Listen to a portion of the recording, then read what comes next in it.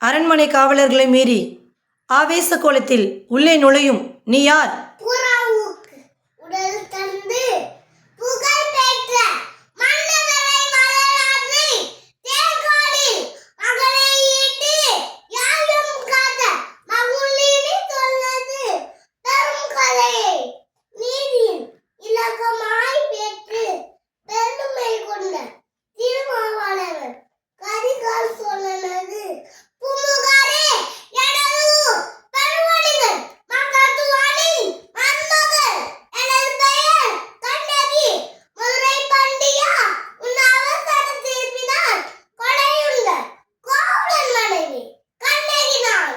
ஓ, கோவலன் மனைவி, சிலம்பு திருடிய கல்வனின் மனைவி.